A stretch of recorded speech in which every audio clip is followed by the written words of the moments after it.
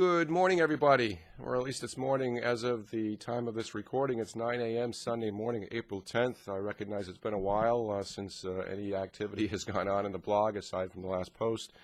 I want to catch up on a few things, provide a little bit of an update at this end, and maybe a couple pearls of wisdom, if you will, for your upcoming week. It has always been a challenge since this blog trek started back in 2008 in terms of how to keep it fresh, how to keep it relative.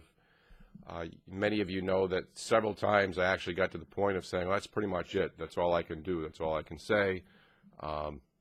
In terms of learning how to trade, there really isn't anything more that I can say, and probably won't be for the rest of my life. It's all there in the old blog, the 2008 to, I guess, 2010 blog, and then this format that evolved with the new software, which you see contained in the current edition. Again, there are always links in the top of this page and then throughout the site to the initial blog, which includes a lot of the day-to-day trading activity, and a lot of the information recent days has been more motivational, more educational, less about me, more about you, and that's really been the intent of the evolution. So anyway, in continuing to maintain this to some degree, it is frankly a large challenge in terms of how I use this, how I morph it. And so I've certainly decided, if you haven't noticed lately, to go even deeper into what makes me tick and into my personal challenges and struggles and triumphs that certainly relate to trading, but by and large, and more importantly, relate to life in general. I want to, in doing this today, respond in part to the flood of mail that I've received in response to the Priesthood of All Believers post. And the first thing I want to say again is while I certainly appreciate the support and the feedback, because it was a decision I had to make at this end in terms of whether to post that, there's no doubt that that was the right decision. And but just a reminder that those are not my words. I may have typed them, but they are not of my own doing. They come from God, and that's just the way it is. So I certainly appreciate the feedback.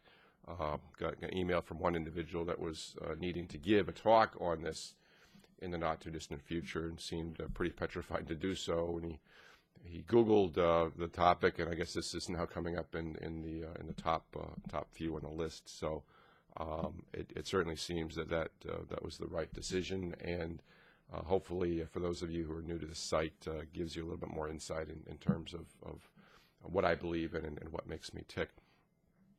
And to respond to a few other emails in a general sense here, in terms of God and Christ versus trading.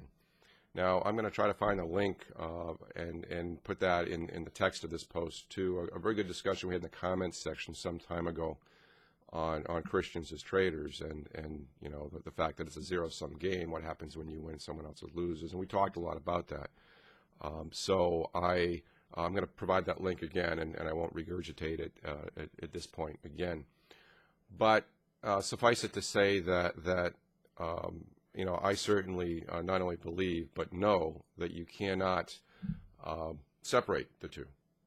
You cannot separate two. You can't put your Christ world in this little box over here, and then your trading world in this little box here, and your family world in this little box here, and your business world in this little box here. And I know a lot of people do that, and certainly at times in my life I've done that in spades.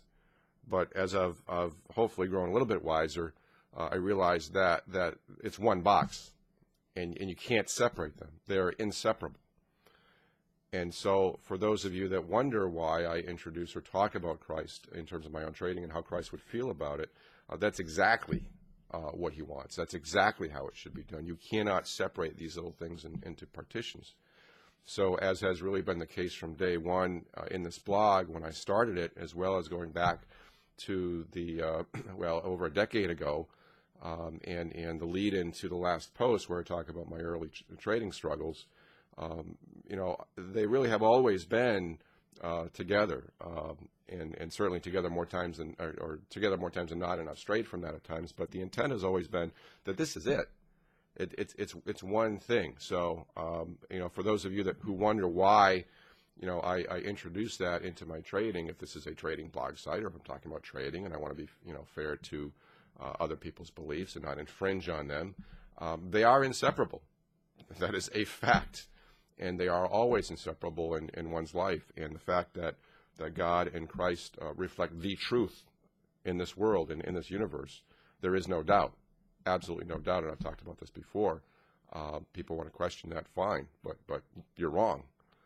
There's proof, there's documented proof, there's so much out there, and I want to talk a little bit about that in terms of no doubt at all. I have been introduced by my friend John Norquay to a wonderful book, a wonderful source, and I want to point this out. It's called Awakens Sleeper. This is not available on Amazon. It is a book written by a gentleman by the name of Nick, hopefully I can pronounce his last name right, Castellano. I hope I'm doing that service. And it's at nickcastellano.com. I will put a link on my page to this. Very, very powerful read in terms of touching on some of the things I've just mentioned a few minutes ago in terms of everything being connected. And there's a comment in here, and this guy was a quantum scientist, and he talks a lot about science versus religion and life, and again reiterates the fact that it's all one concept. And one of the things he goes on to discuss in this book is the fact that only 4%, this is a documented fact, only 4% of things in the universe can be seen in natural light. 4%. So that means that 96% of the aspects of this universe are dark, it cannot be seen by the human eye.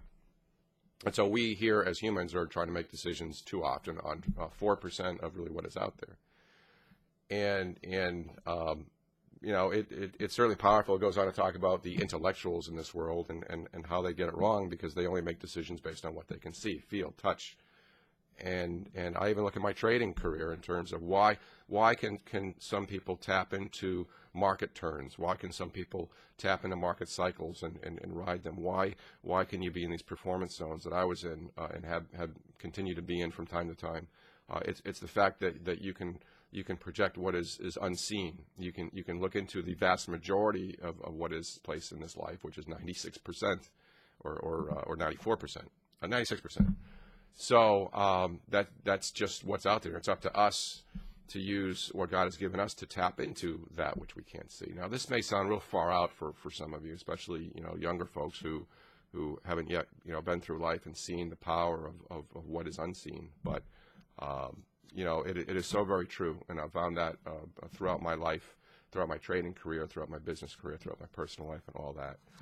There's also a very good discussion, and I haven't even gotten through all this book yet. You see the bookmark here. I'm only about a third of the way through here.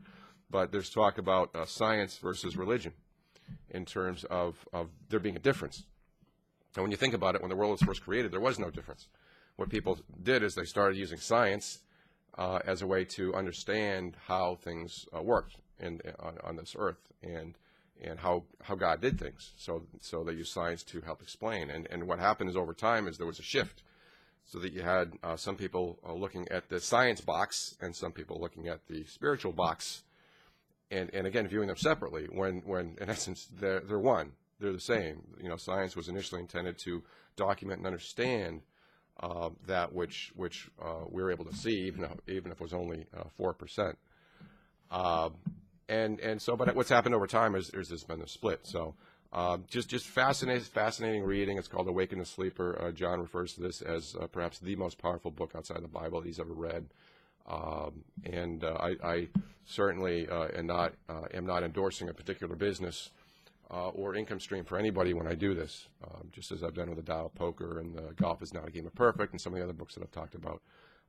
But there's no doubt to me that this can be very powerful and help you see some of what can't be seen, some of that 96%.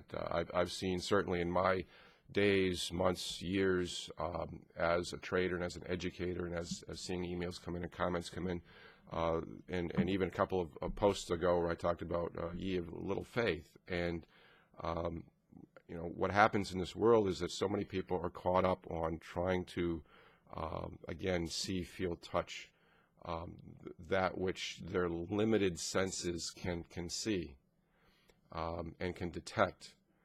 And I see that in all the emails, not all the emails, but some emails that come in that question, how can certain things happen? How can certain things done? How can your performance be the way it is? How can you teach? How can you have developed a trading program which is now near the top of the industry in such a short period of time?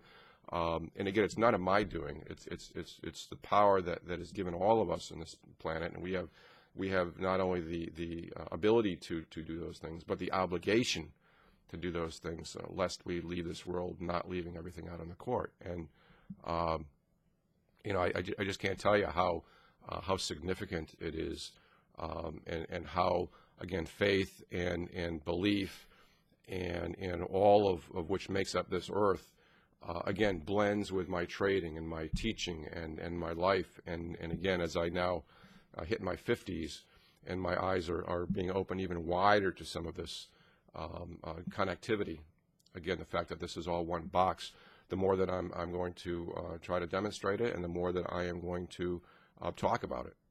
And it's been interesting as this blog, again, has evolved more into, and I think this is what was always intended. Again, the trading education's out there, guys. The jelly courses, the videos, the live seminars, that stuff's out there. If you want to learn how to trade the futures market, if you want to learn what I've done over the years, that's out there, okay?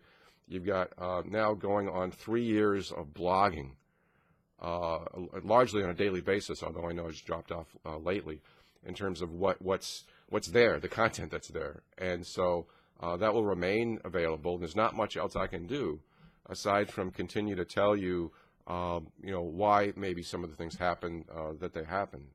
Why do you get into some of these incredible performance zones? Why do you get into slumps?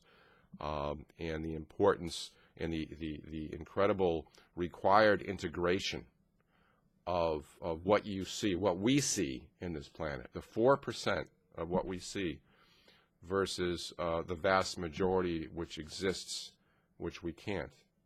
And why can people detect how a trading chart's going to evolve over time? As a case in point. So some maybe deeper thoughts than you might have expected on a Sunday morning, Weekend Trader edition. Hope you find it helpful. We're going to keep at it, keep singing the same tune. I certainly appreciate the continued support for how this has evolved. We'll still certainly keep talking about trading. The pivot point briefing should be up probably late tonight. I've got a busy day here on a Sunday. So some thoughts at this end. I hope you find them thought-provoking, beneficial, and I want you to have a great, great week. Take care and good trading.